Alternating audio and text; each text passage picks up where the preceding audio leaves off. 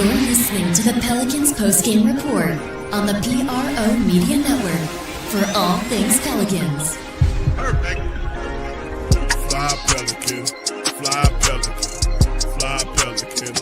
And I tell them that birds of a feather flock together. Fly down, I'm a Pelican forever.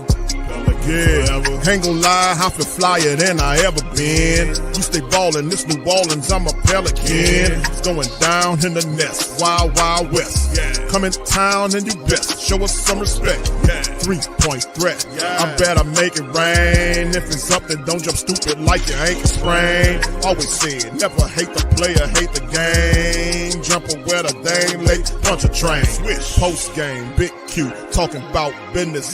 Bird gang, YouTube, they ain't flocking with us. Lock up the division mission, get into the finals. Finish competition, then it's going win the title.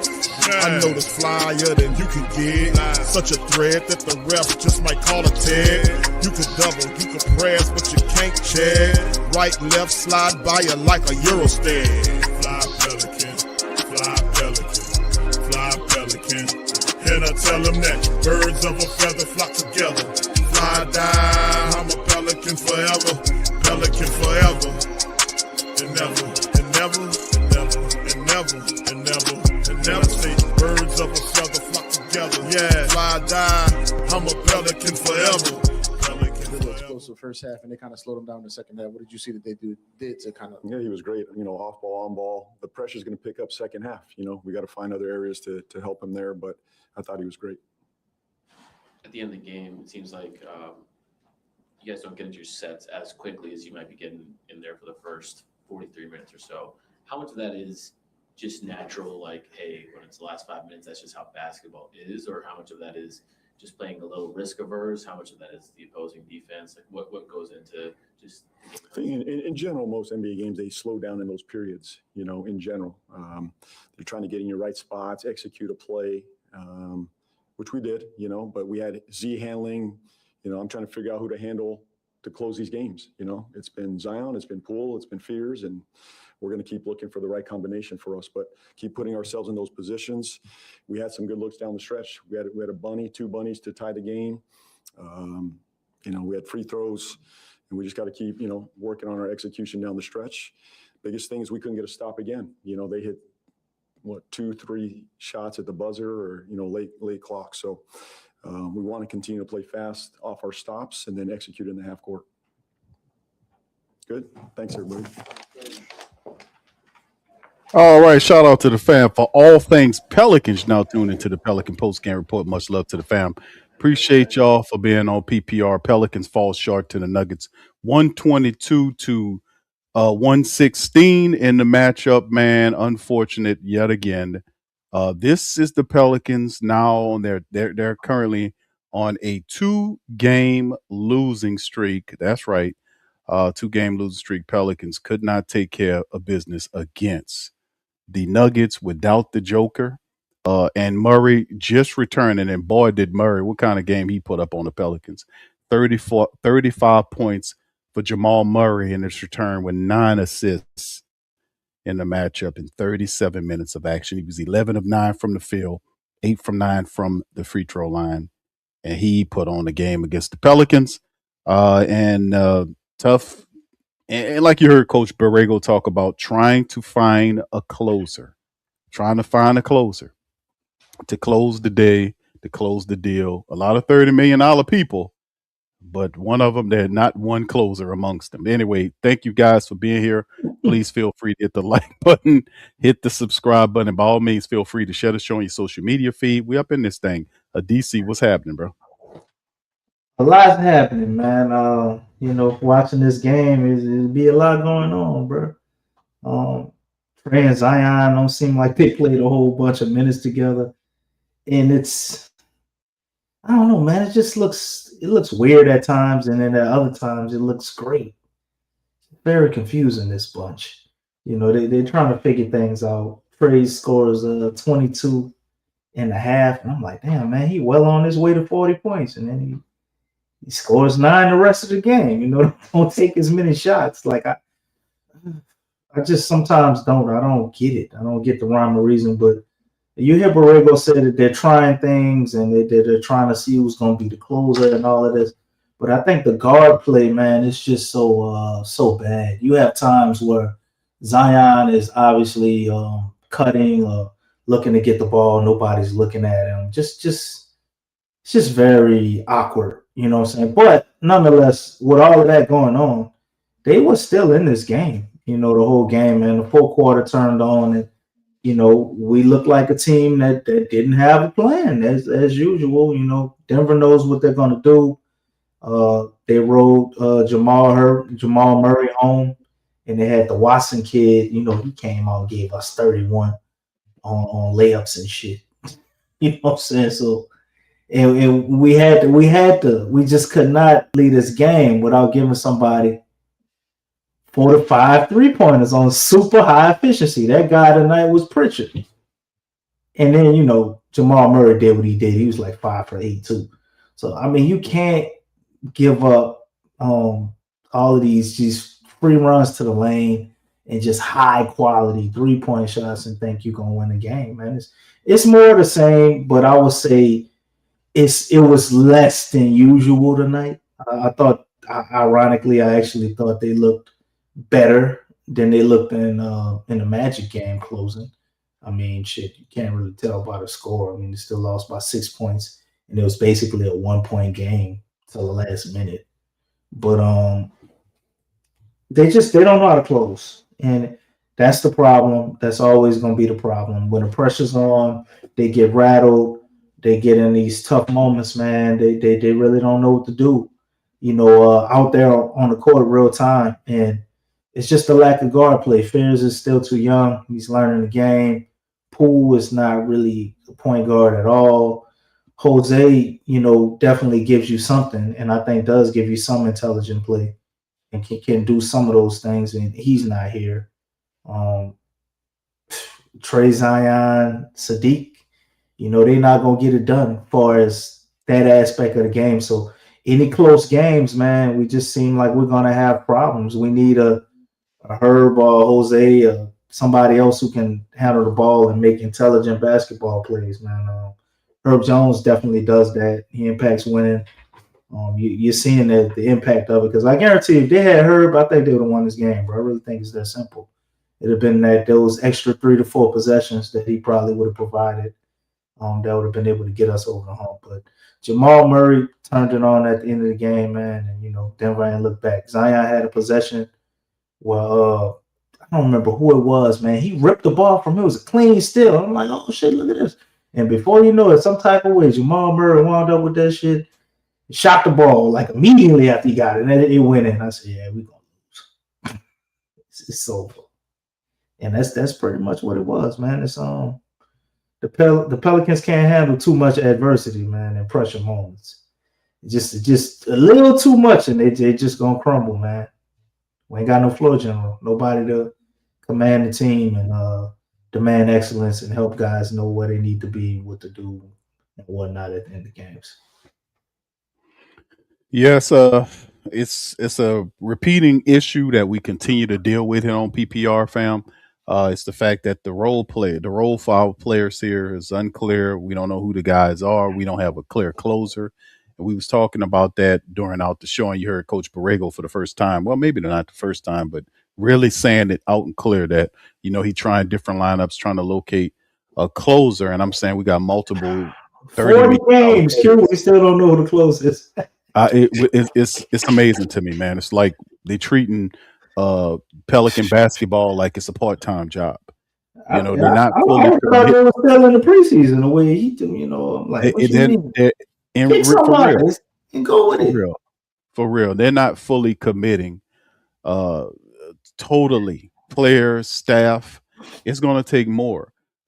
This is just not good. It's the developmental year, Q. They want to win, but they don't care about winning. It's a developmental year with multiple players. Yeah, it's crazy, man. 9-33, the Pelicans are 6-18 at home. It's not even using home to win games. They're not. It's just poor basketball. It's 3 quarters worth of basketball every night from the Pelicans. It's 3 quarters in a collapse. And knowing where it is, we got all these guys making all this money, and you mean to tell me these guys without the Joker? The Joker was absent. He's hurt. And this was a win that the Pelicans could have had against a quality opponent. To get Murray and Gordon, these guys just got back from injury and just bust on the Pelicans, man. So it's crazy. But let's hit the team statistics, man, and then we'll go on the individual. Shout out to the flock, Miggy, Jade, and Stacy. Oh, what up, cuz? Shout out to you, Daniel Barry. The rest of the fam, appreciate y'all, man. Y'all hit the like Man, I button. really appreciate y'all for being here, man. Because I know Just if I was y'all, I wouldn't be showing up right now. okay, like we be showing up like our team, right? We'll just be mimicking the Pelicans, closing, and every night we showing up for the team, win, lose, or draw, more win than loss Yeah, I was than about to say, win. don't you You'll hit. said it backwards. That's how it's supposed to be. That ain't what's going Well, on. I'm Q. trying to speak. I'm trying to speak in existence. Somebody got to do it. 39 to 87, the Pelicans shot tonight from the field for 45%. The Nuggets 4 of 84 for 49%. The Nuggets were 14 to 35 from downtown for 40%. Pelicans were 11 of 29 from downtown for 38%. The free throw attempts 27 of 31 by the Pelicans for 87% from the foul line. The Nuggets went 26 for 32 for 81%. Pelicans did grab 51 rebounds, 16 of them were offensive rebounds. They got assisted 24-21, outstole 7-6. The blocks were even. The Pelicans turned the ball over 14 times, conceding 16 points off of turnovers. The Nuggets had single-digit turnovers tonight, 7, and gave up 4 points. The fast break game benefited the Nuggets by 9-8. Pelicans did dominate with points in the paint, 56 to 38. Led by as much as you can see right here, they led by enough as much as about 11 for the Nuggets. Pelicans had it. Pelicans had it by 11. Nuggets came back and took that thing up by 6. Individual statistics to kind of delve into for the family members to look at. Zion Williamson. Well, let's just start with Trey Murphy. How about that? 34 minutes for Trey. He had 31 points. He was lighting it up, 11 of 18 from the field. He was 50% shooting from downtown, 4 of 8. He was 5 of 5 from the charity stripe, 5 rebounds, 2 assists, a steal, and 4 turnovers. Trey Murphy, he is continuing to have this hot streak, doing really good, firing up for the Pelicans. And outside of that, Sadiq Bey returned. Good to see Sadiq Bey back in the lineup. He played 32 minutes in his return. He had 17 points. He was 4 of 8 from the field, 1 of 4 from downtown. He went to the foul line 10 times, hit 8 of 10. 4 rebounds, 2 assists for Sadiq Bey in his return. That is positive. Off the bench, 16 from Jordan Poole in 20 minutes of action. 4 of 9 from the field, 4 of 7 from downtown. Perfect from the foul line, 4 for 4. A rebound, 2 assists, and 3 turnovers. But Jordan Poole put 16 points up. Outside of that, 12 from Zion Williamson in 31 minutes. Zion had 12 points, 5 of 12 shooting, 2 of 3 from the foul line, 7 boards, 4 assists, 2 turnovers, and a steal for Zion Williamson. We needed that offensive production tonight. Didn't get it. Derek Queen, 29 minutes, 10 points, 5 of 10 of shooting from field. He did have a double night, 10 points, 13 rebounds, 5 assists, 1 turnover for DQ. Jeremiah Fears, 26 minutes, 10 points, was 3 of 9 from the field. Shot ghastly from downtown, 0 for 4. Was perfect from the foul line, 4 for 4. 3 rebounds, 3 assists, 4 turnovers, 1 block for the young fella. 8 points from Eves Macy in 19 minutes. He had 7 rebounds to go along with a block and a steal from Eves, trying to help out. 4 points from Carlo Mekovic with 5 rebounds and assists, a steal, and a block off the bench. PV, 12 minutes, 2 points, 1 of 5 from the field, 0 for 2, 1 rebound. And Jordan Hawkins seen 22 minutes of action tonight. He had 6 points, 2 of 5 from the field, and 2 of 4 from downtown, 5 rebounds, 2 assists, a block, and a turnover for Jordan Hawkins. He's the only Pelican player tonight that was +4 or plus period on the plus minus for the Pelicans. Then you gears and shift a little bit and head on over to the Nugget side of action. And you've seen the guy that led the way, 2 guys in particular, Jamal Murray, 35 points in 37 minutes. He was 11 of 19 from the field, 5 of 8 from downtown, 8 of 9 from the foul line. He had almost a double-double, 9 assists, 3 turnovers, 3 steals, and a block for Murray, +8 coming back from injury. Peyton Watson, had 30.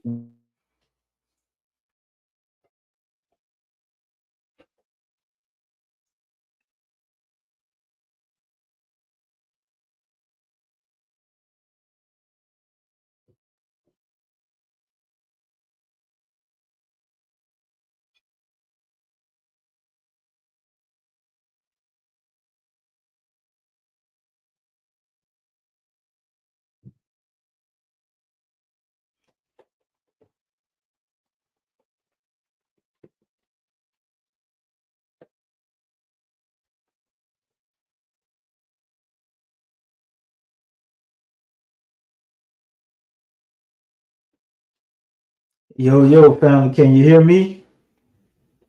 See, Big Q done faded out. Put a one in the chat if y'all can hear me.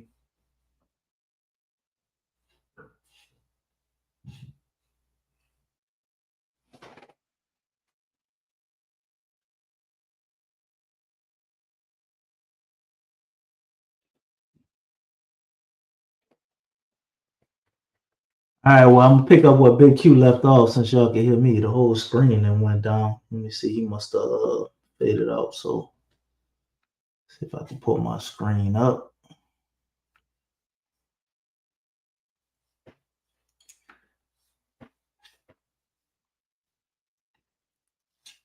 Let's see. There we go.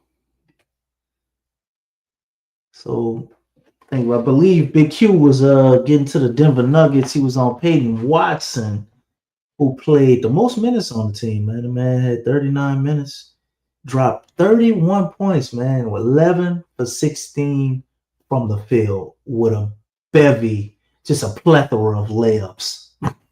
1 for 4 from the three-point line.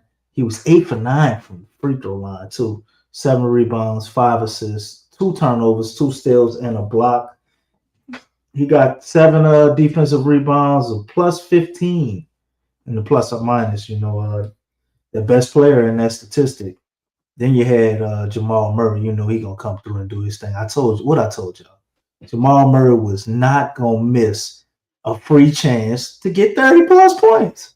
And he sure enough dropped 35, and he probably hit a quick 7 or 9 of those points in the fourth quarter to end out the game. He made sure he was going to lose. It was him. It was him and pretty much him only. Peyton Watson made a few plays too. But he was 11 for 9 from the field, 5 for 8 from the three-point line, 8 for 9 from the free throw line, 2 rebounds, 9 assists, 3 turnovers, 3 steals, and a block, 2 defensive rebounds, plus 8 on the night. And you had your man Aaron Jones played 30 minutes. Aaron Gordon, why am I saying Jones? I'm mixing them up. Aaron Gordon, who played 30 minutes, he was 16 points, 6 for 15, 1 for 5 from the three-point line, 3 for 5 from the free throw line, 7 rebounds, 1 assist, 2 steals, 3 offensive rebounds, 4 defensive, and 3 personal fouls for him, plus 8 on the plus or minus. Spencer Jones is in there. He ain't really give you nothing. But Jalen Pritchard played 29 minutes, gave you 16 points, 6 for 9 from the field.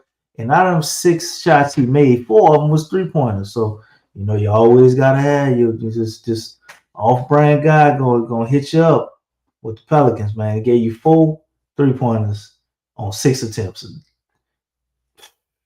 A whole way somebody shooting at a high clip. 3 assists, and that was pretty much it as far as him on the night stats. And also, you had Tim Hardaway Jr., who chipped in with 18 points in 33 minutes, 4 for 9 from the field, 7 for 7 from the free throw line, 3 for 7 from the three-point line, 4 rebounds, 2 assists, 1 turnover. All those rebounds were defensive, and he was plus 12 on the night. So that's going to be the statistics right there. And I would say, man, looking at this, I wish we did have a button, Jaden, bro, just fast forward through all this shit, because it's just more of the same, man. It's like watching a movie, not even, the movies you watch over and over because you like them. This is like a rerun of a movie you don't even want to see. Like when you ain't had no cable and you just turn the TV on, and you going back in the G when you had the antenna on top of the TV, you might have had 10 to 8 channels. No, I'm probably showing my age with that one. He just had to watch what the hell was on there. That's how I feel watching the Pels, man. But looking at the team statistics, man, with the rebounds, I'm like, how the hell if we lose this game? You know, we got 51 rebounds to their 32. How you turn that into a loss? 16 offensive rebounds, they only got 5.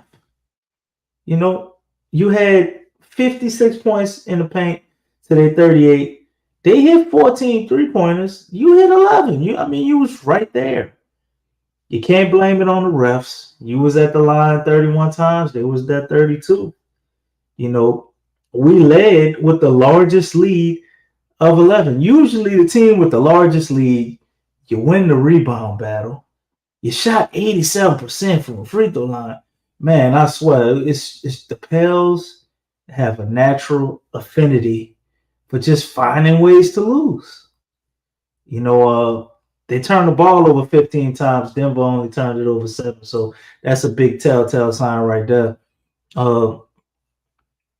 And like I said, you know, you always got to give somebody just that high efficiency from the 3-point line. You gave Jamal Murray 5 for 8, Pritchard 4 for 6. But that's still we should have won this game, man. If we know how to close a game and we don't get rattled by the moment with some of these big momentum swings. Denver hit a couple of threes, take the lead, like y'all said in the chat, and the Pels just could never recover. I don't think they took the lead after that. They may have tied it, I think, at 114, but we can't handle pressure. We get rattled, and we don't have a plan on the stretch, man. It's just a recipe for losing. You back, Big Q? Yeah, I was just checking it out, man. Listen to you. Absolutely, bro. I'm kind of flabbergasted with all this. Trey Murphy put up a really gallant effort. We just needed a few more offensive Trey points Murray here. played tremendously, man. Would have liked to see more shots and more aggression. He that efficient, man. Just shit, dude. Go for 30 shots, bro. Just put him up. Yes, somebody got to take over, man. It's these guys making all this money, but they're running from. They don't just pay you the money just to have for a player to have. You have to be able to meet certain minutes and areas of the game. Like they play as a team to get up to a point, but somebody has to take the shot. Somebody has to close out the game. Somebody has to live with the consequences. That's why they're paying you all this money. Of course, people are going to pivot to Zion Williamson. He'll get a lot of that because of the fact that he's making more money than any player on the team. So at some point, you know how Borrego has to figure it out. And like I said before, this is a situation where this is a game they were supposed to win. There's no way that you're supposed to lose to the Denver Nuggets without the Joker and guys coming back off injury. But if there was a way, I'm sure the Pelicans would have found it. But let's kind of pivot to the next matchup and hope that they do a little bit better. The next matchup is against the Brooklyn Nets, a team that is less Brooklyn. a less winning team. Let's just put it like that. This will also be in the Smoothie Kings. Not tomorrow. Us, Q. They beat our ass last time we played. So this is true, but this they got more wins than we do. They do have 2 more wins than you do. They do have a better record than you do. Yeah. They have as many. They have as many wins on the road as you do wins at home. They're 6-11 on the road, and the Pelicans are 6 of 18 at home.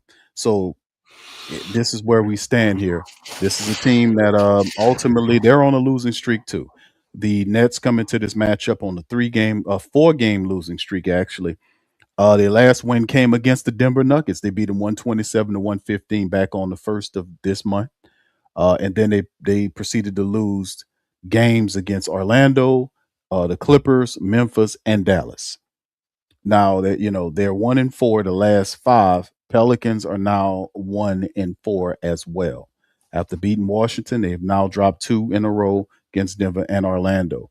This is a matchup tomorrow. It's a back-to-back matchup for them. Zion Williams is listed as out with an illness.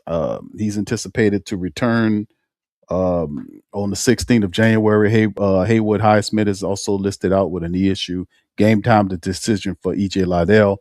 For their injury report, the Pelicans, Herb Jones is anticipated and estimated to return tomorrow for the Pelicans. Jose Alvarado, his oblique issue is pushed back to January the 23rd. God damn. The DeJounte Murray's estimated return date is February the 20th. Just to kind of let you guys know that. Right past the trade deadline, huh? Right past it. The top scorer for the Brooklyn team is Michael Porter Jr. He's averaging 26 points a contest. Nick Claxton and is the leader in terms of assists with over 4 a game, and the rebound is at 7.5. Zion Williamson is our top scorer with 23 versus 7.4 rebounds is DQ, and assists is also DQ with 4.3 in this game. So we'll figure out how they handle this situation. You can see right here from a rank standpoint, statistics here, a lot of 29, 27, 30th ranked stuff going on with this team. We're going to go through the whole gamut about what's Battle of the losers. But currently, DC, do you know the Pelicans are currently on a 3-game losing streak to the Brooklyn Nets? Well, yeah, because they haven't won but one game in probably their last 12, 13 games. Okay, let's call it. What do we need to do here, brother, to win this game, man? What's the call on it? Win or loss? Man, I don't know. I'm tired of saying they're gonna win because I know they should win, right? But the one thing that is tripping me out with Brooklyn, right? They're 9th in the league in 3-point makes, and just the propensity for this team to not stop making simple mistakes, like leaving people wide open for threes. I don't see him doing that. I don't see him doing it. Michael Porter Jr., he gonna come out there and play all out. They got all of these rumors about him going to the Warriors, and I would take this as another audition for him to go ahead and go up over there, man. So I could easily see him having 30 points. You got Nick Claxton last time they played, damn near had a triple-double if he didn't have a triple-double. I don't remember if he just got close to it or he had one. I'm not seeing anything really to make me feel confident about the Pels winning, man. Even though this is a losing team, they seem to have things more together, at least of how they're going to play together and what they're going to do than we do. And we're going on the road. So you might as well take that 16 points away from Jordan Poole. I don't know if he's going to keep, giving you something, or he goes back to no-point games or 5 points or whatever. I don't know, man. I'm going to say they're going to lose till they show me they can win, because they very well should win this game. But they should have won the game tonight. You got Sadiq Bey back. Denver is shorthanded. No JV, no Joker. They should have won the game tonight, and they didn't. So I can't trust them to say they're gonna beat the Nets, and they ain't showed me nothing to think that I can trust them to do that. So I say they lose, man. We do have Zion, Stacy, but Zion, we're not utilizing him correctly anyway. And sometimes he gets in these little funks, and they don't really look for him to give him the ball. There ain't nobody trying to help him work through nothing. So until Zion gets back on another heater, I don't see how that matters. We had Zion tonight, and they had no bigs to stop him tonight, and they was in foul trouble with 9 minutes left. Did we keep pounding the rock in the paint with Zion? No. If we did, probably won a game. It's really simple. So it's like they go away from shit that I know they can do that will work. So it's almost like they don't want to. They find ways to not win. So are they ready to stop doing that? I don't know. Yeah, it's tough to bet on them, man, because they're so incredibly inconsistent, man. It's like some of the basic stuff, like they'll play. This is a mental thing, a psychological thing with this with this team in terms of them finishing these games, man. It's almost a self-fulfilling prophecy at this point for the Pelicans to say, okay, we're going to play 3 quarters, and then in the fourth quarter, we're just going to, when things start going south, we understand that that's where we struggle, and then it is what it is. It's tough to call this one, DC, because even though the Brooklyn Nets are a team that doesn't have a lot of wins, they got a couple of wins than us, but I mean they have a lot of talent there. Michael Porter Jr. is playing well. They did get Cam Thomas back. He's a bucket. Nick Claxton always been a problem for the Pelicans. So Igor Deming is there. He doing his thing as well with his assistant and all this kind of stuff. And they got a little bit of a rhythm going on. Pelicans have so much talent, man. I would kind of say to a degree the Pelicans will probably edge the Nets if Herb Jones plays tomorrow. If Herb Jones and his weird ankle issue, if he clears that, we got Sadiq back this tonight. If we can get Herb for the Brooklyn game, I would say that we beat Brooklyn because it appears he's the only one that knows where guys supposed to be on the court. Defensively speaking, nobody else is calling out anything. Nobody else is communicating. Nobody else is taking charge defensively when they need to create stops. And it's just one of these things where the Pelicans are just not good enough, man. They're just not good enough. You know, they practice all the time. They play all these games, and it's just all to a fault. They have not gotten 10 wins yet. They're losing to teams. They don't even have the best players. So I like I said, if Herb plays, I give him a win where they beat him by 3 points, maybe 4 points. If he doesn't play, I think Brooklyn wins. Bottom line. You say so all this is dependent on her, huh? Because he makes a difference because he brings something that they don't do. Like these guys are not communicating defensively. And Herb, when he's on the court, like we talked about, he does help there. He does communicate. He does tell guys what to do and where they need to be. When he's not out there, you can see there's nobody else communicating like that. The $30 million players that we have, they're not communicating like that. They're not telling guys they're supposed to be the most intelligent guys on the floor.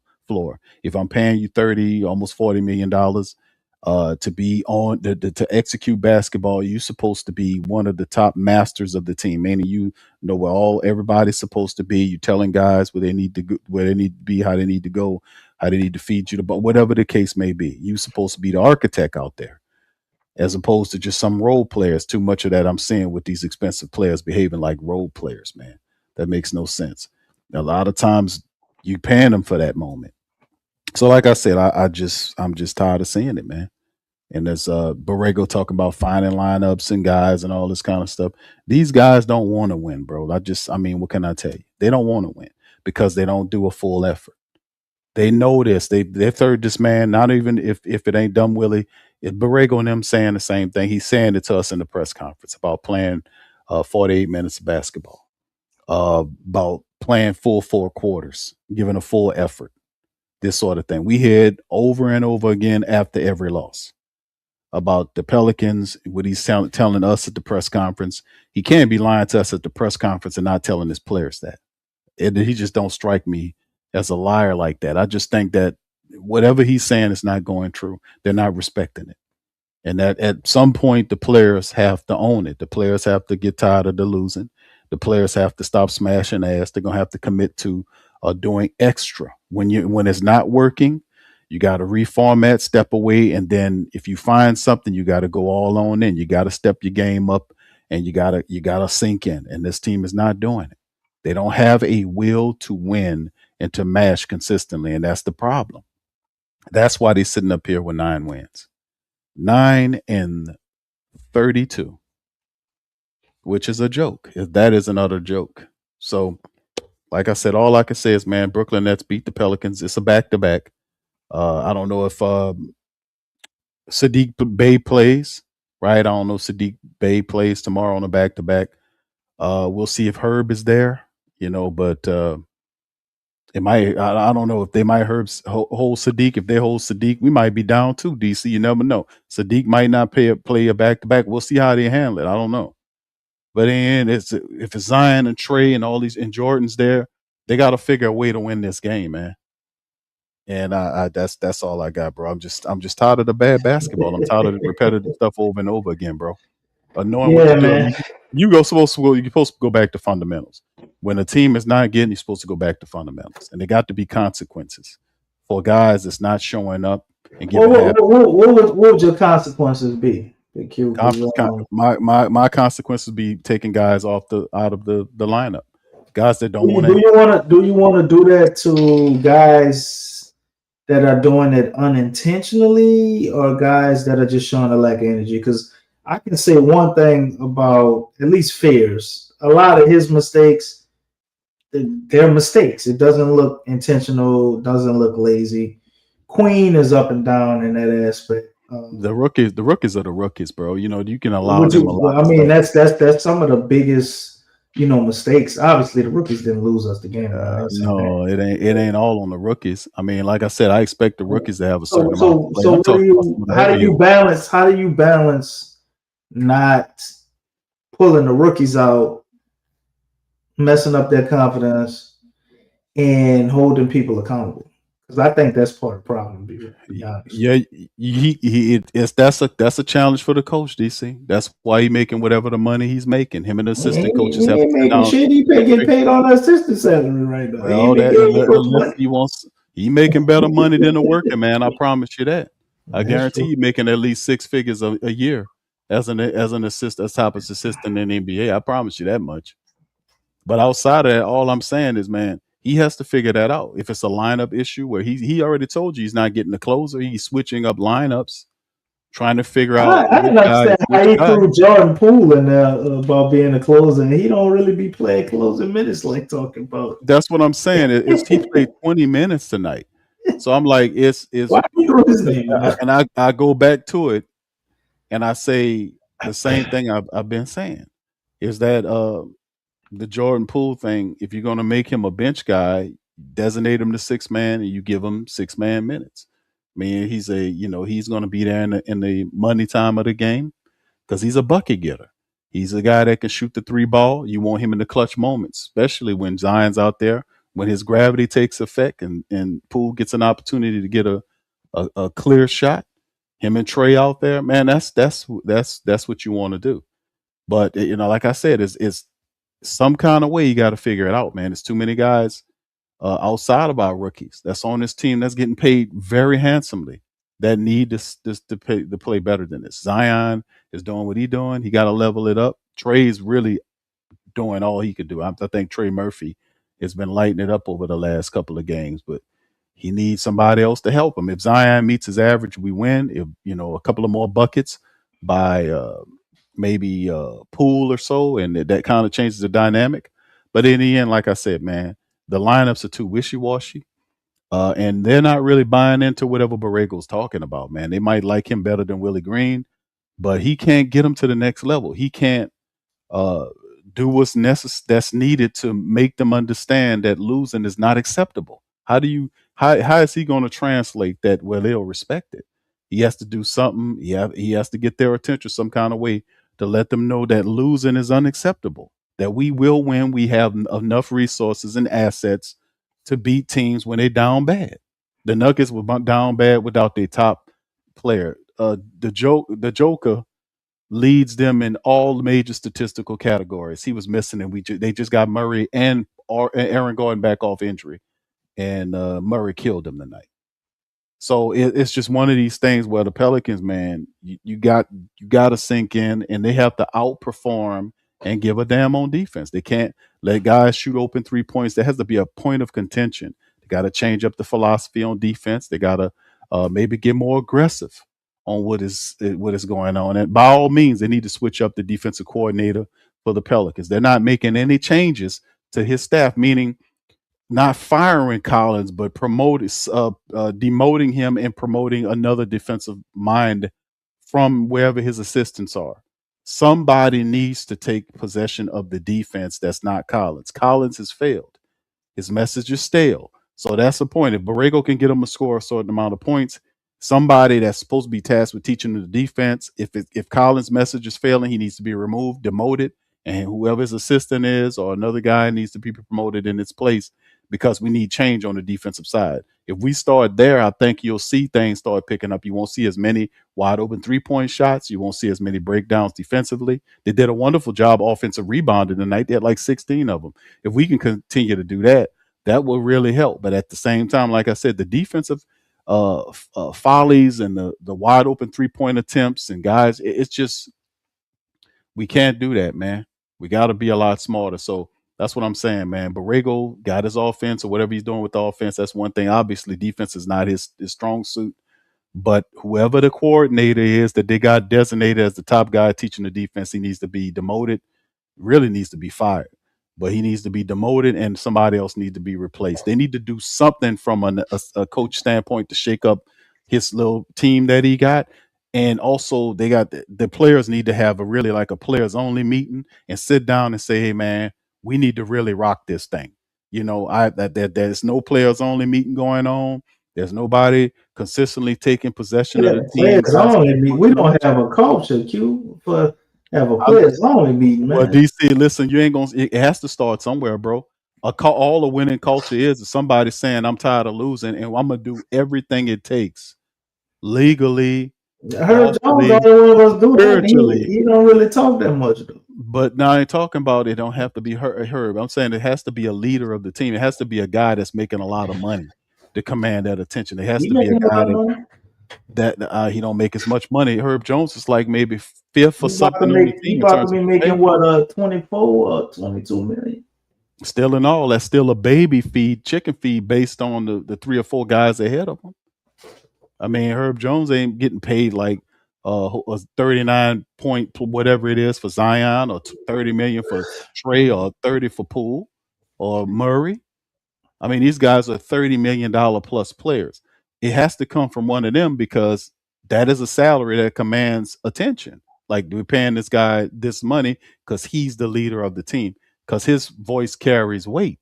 That's what I'm saying. It has to come from them. If Zion Williamson and whoever you consider, he's the top paying guy, he's the franchise face of it. If he's not operating like that, and he's not tired of losing to the point where he's demanding and commanding not only more of himself but of his teammates, if this stuff they're gonna continue to moonwalk themselves into failure until somebody blows it up. You got to have a player that is pissed off enough to command and demand more from his team, and he has to be a lead, one of the top guys of the team to do it. Can't be no role player. It won't be sustained if it's Jose Alvarado getting upset and pissy off the bench. We've seen him spark wins, some wins, DC. We've seen him spark a few wins here, but it subsides because it has to be, that power has to be coming from the top players on this team. There has to be a commitment to winning. It has to be a high commitment to win, and that's how you do it. When all these other teams came from the bottom, I'm not comparing them to the success of the Golden State. I'm just saying in terms of the culture of teams that win. Remember, Golden State was a dumpster fire for a while after Mitch Richmond and all these, not Mitch Richmond, I forgot Chris Webber and all those guys with Golden State, Chris Mullins and all those guys when they left Golden State. That team collapsed. They were a joke for a long time, right? They were a joke for a long time. And a lot of teams that failed, New York was about, when they fell out of it, there was a joking team for a long time. A lot of people was just like, whatever with them. But eventually, somebody came along and had to establish a culture in the team that says, hey, man, we're tired of losing. We're not going to take that anymore. We're going to do whatever it takes to win these games legally, lawfully, spiritually correct. We're going to do whatever we got to do to not be on the wrong side of this thing. And until they commit to excellence, really commit to excellence, and then not just be a slogan, and they go out there, dive on flow for balls, extend their games. Your boy learn how to have a mid-range shot to make the game easier. They increase their passing. They work longer at practices. They study their playbook. They study the scouting reports like they're supposed to, because it looked like to me they ain't studying those scouting reports. And speaking on that, guess who was at the game tonight? Michael Porter Jr. was in attendance tonight, studying our ass. Exactly. They're not studying any scouting reports. They're not studying attendance. The scouting report shows you the tendencies of the guy you're supposed to be going up against, where he like what percentage of the time he goes to his left versus his right, how you can stop, if it's a right hand player, how you can force him to the opposite side and make him less comfortable. They tell you who's a 3-point shooter. We can't figure out who 3-point shooters, kid. We can't figure that out. But see, that's the whole. We don't know when we're supposed to go over under the screen, bro. We don't know who 3-point shooters, who to leave open, who to not leave open. They got to everybody. They have an analytics department. And the analytics department. I don't think we have one, man. We got analytics. That's how we get the statistics. We get all the statistics. We know they ain't doing nothing but drinking daggers in there, man. They not or sitting there. They're not working, bro. They're not working, bro. I'm just saying, most of the professional teams use analytics. They use the statistics and the analytics of the team. Are we really a professional team? I mean, technically we are, but are we for real? Are we really professional? They are in the NBA, so that would make you a professional basketball team. So yes, by that measurement, but everything else, no. Like we seen it happen with the Clippers. Remember, the Clippers was one of the worst teams in the league for a very long time, but ultimately they start gaining respectability. They was sharing arena with the Lakers. Now they have their own building thanks to leadership and whatnot. But they kind of struggling now, but they were able to. At one point, they got a respectable coach. They had some players and talent. They'll get it together, and they'll be fighting in the back end of this thing when you get close to the playoffs. Watch and see. But at the end of the day, what I'm saying about the Pelicans, it's the same thing. Whatever can happen there can happen here. But it starts with the players. That's why people want to run Zion out of here and all these other players, because they don't live up to the billing that you will want stars to happen. If you're a star of the team, you're supposed to be the guy taking the shot in the last moment. You're supposed to put the team on your shoulders. That's why you are the star. That's why they pay you the money. You got Trey Murphy was supposed to be a player that plays off of Zion Williamson. He was supposed to help Zion. Zion is a centerpiece. Trey is a shooter that benefits from Zion's gravity. So is Jordan Poole, supposed to benefit from Zion's gravity. Zion gets the ball, commands the double team, sometimes triple team. Zion finds the pass, kicks out. Trey Murphy, wide open shot. Jordan Poole, wide open shot. This was the philosophy they built. That he commands the double and triple teams. He finds the shooters that are wide open for open shots. That's simple as it gets. That's not happening. Because you got a coach that don't know what he's doing. He don't know what players to play through. He don't know the lineup. And it's really amazing to me that Borrego is this lost with his rotation, being that he's been with some of these players for the last 3 years. And having scouting reports on your own players and knowing what they can do, like you can situate them. And another thing, if he's that lost, talk to the players.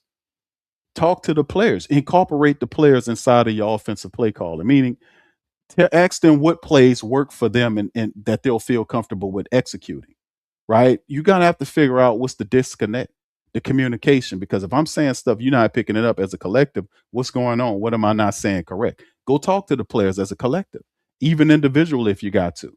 Incorporate their philosophy in the team.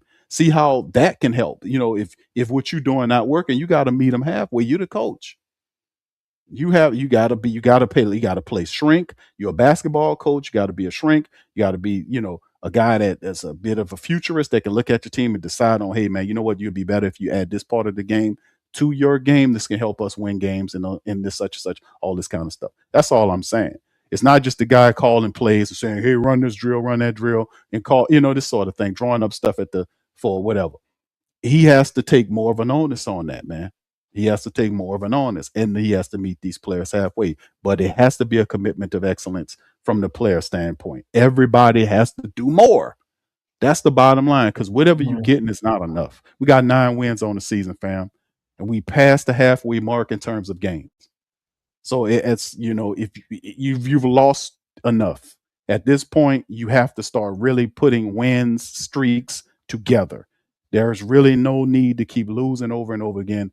If they're doing this, it's because of the fact that they're not taking this shit serious enough. We take it serious because we hear every night, whether they lose, win, draw, whatever the case, PPR in the building, man.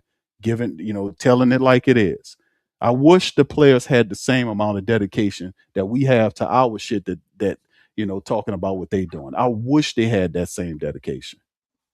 Win, lose, or draw, we here talking about these people. And most of the time it's in a losing effort for years now. I wish they could commit to doing this shit like we do it. Win, lose, or draw. I just wish they would mirror that image. I really would. But anyway, DC, I say it's a loss unless Herb plays. If he don't play, I would say it's a loss, man, because in the end, Michael Porter Jr., I think he gonna cook on him. Cam Thomas is gonna cook on him. You know, he gonna light him up. When you talk about players that coming off the bench, because they got him coming off the bench, DC, you 5 for 6 from the 3-point line. Here it comes. it's gonna be Cam Thomas. It's gonna be Cam Thomas or a guy we don't know who gonna end up shooting some 3-pointers on us. I'm gonna say it's gonna be Cam Thomas. So I would say this is a loss. Michael Porter Jr. probably gonna get about 5 3-pointers on us too. Who guards Michael Porter Jr.? Trey. Tough cover, but who else can we put on him? Maybe they put Sadiq on him. Maybe Sadiq slows him down. I would love to have Herb access. I would love to have access to Herb.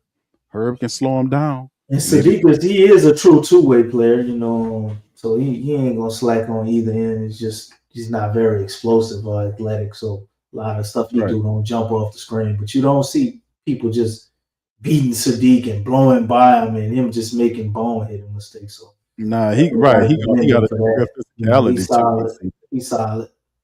But man, the Pels, man, it is amazing that you have a team like the Brooklyn Nets who actually don't want to win games, and they got more wins than us. These people have their pick, and they're actively tanking, and they have more wins than us, man. And we play them, and we're seriously looking at the possibility of losing this game. And they have no incentive to win. They're currently shopping Michael Porter Jr. Yep. You know, everything is lined up, looking like he's possibly going to Golden State, if you believe all the rumors. Not sure how true that is, but maybe it is. You know, Michael Porter Jr. is following Steph Curry on social media now. Who knows? But they obviously ain't. I mean, everybody come through Brooklyn and they get some picks and flip them and move on. Team ain't trying to win nothing. But they're going to come in there, play as a unit against us tomorrow, man, and possibly get another dub. It would be nice to see the Pelicans get a win, you know, but then you got to remember they got to turn around and play the Pacers, another sorry team that's actually taking, even though they beat the Celtics the other day on the last second shot. And we're going to be right here doing it again, man. Tomorrow, talking about them winning or losing against the Pacers. And either way, you never know if you're going to be right or wrong with the Pelicans because they are consistently inconsistent. That is facts. That's facts all the way, man. Shout out to you guys, man. Thank y'all for being in this thing. Oh, what up, cuz? Stacy, Lavelle, Jaden, who else we got chilling? Slim. Big ups to y'all, man. Appreciate you in the building. Big ups to y'all, man, as well for being in the stream. Y'all hit that like button and the share button, man. RJ, the alternative, #1. Shout out to you, brother. Appreciate you for stopping by. Jake Cobb, I see you, brother. Big ups to you. It's Daniel and Miggy. Much love. But yeah, this is what we got tonight, man. It's a back-to-back. TFP, what's popping, fam? Appreciate you as well. Yeah, he says I'm here, but I'm not happy. LOL. Yeah, well, you know, at least you got company, bro. You don't have to be unhappy by yourself, man. We here as well, man. And it'll be a back-to-back tomorrow night up against the Brooklyn Nets in the Smoothie King Center, man. Remember, the Brooklyn Nets currently have a 3-game winning streak over the New Orleans Pelicans. We have to shake that loose, and let's see if the Pelicans to do it tomorrow. Hopefully we get Herb Jones back to help out our defensive efforts and slow Michael Porter Jr. down. Cam Thomas is my spotlight player to light some stuff up. But Terrence Mann is another dude, DC, that was with the Clippers that also is like a hustler type player that makes baskets, and he's an all-out effort type of guy too. But Cam, if I was looking out for Cam Thomas coming off the bench, averaging like 19 points a game, I think he would be somebody you would want to watch out for shooting that 3-pointer ball. I think he like 35% shooting that thing against the Pelicans, but from downtown. But we'll see how it all go, man. We'll see y'all tomorrow night on the Pelican Post Game Report for the recap of the Pels and Nets. Let's see what happens. I'll holler at you on the next one. Much love, peace, and go Pels.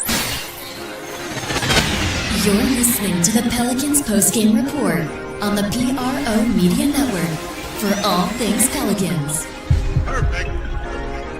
Fly Pelican, fly Pelican, fly Pelican. And I tell them that birds of a feather flock together. Fly down, I'm a Pelican forever. Pelican forever. Ain't gon' lie, I feel flyer than I ever been. We stay ballin', this New Orleans, I'm a Pelican. It's going down in the nest, wild, wild west. Come in town and do best, show us some respect. 3-point threat, I better make it rain. If it's up, then don't jump stupid like your ankle sprain. Always said, never hate the player, hate the game. Jumper where the dame late, punch a train. Post game, big Q, talking about business. Bird gang, YouTube, they ain't flocking with us. Lock up the division mission, get into the finals. Finish competition, then it's going win the title. I know this flyer than you can get. Such a threat that the ref just might call a tag. You could double, you could press, but you can't check. Right, left, slide by you like a Eurostep. Fly Pelican, fly Pelican, fly Pelican. And I tell them that birds of a feather flock together. Fly down, I'm a Pelican forever. Pelican forever. And never, and never, and never, and never, and never, and never say birds of a feather flock together. Yeah, fly die, I'm a Pelican forever. Pelican forever.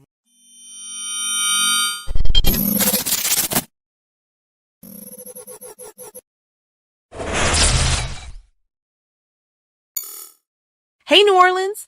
Whether you're catching up on Saints news at Jackson Square, checking Pelicans scores in the Garden District, or staying updated on LSU while grabbing coffee in the French Quarter, there's one place that keeps you connected to everything that matters in our city. From Bourbon Street to the Superdome, from Preservation Hall to the Riverfront, New Orleanians are staying in the know with the whodatdaily.com. Your daily source for Saints, Pelicans, LSU, and all the sports, music, and culture that makes our city special. At work downtown, at a game in the Dome, or just relaxing by the Mississippi, wherever life takes you in the Big Easy, you can stay connected. Because when you're from New Orleans, you don't just live here. You stay in the NO. That's stay in the know. Visit the WhoDatDaily.com and never miss what matters most to Who Dat Nation. Welcome to the Pro Shop, where we create authentic NOLA-inspired clothing for men, women, and children. From Saints jerseys to Pelicans gear, everything's crafted right here in New Orleans. Whether you're shopping the Pro Shop, the Pel Shop, or the Pro Shop Kids, we've got your whole family covered with genuine merchandise that represents our city's spirit. Check for links in the description section below or in the chat.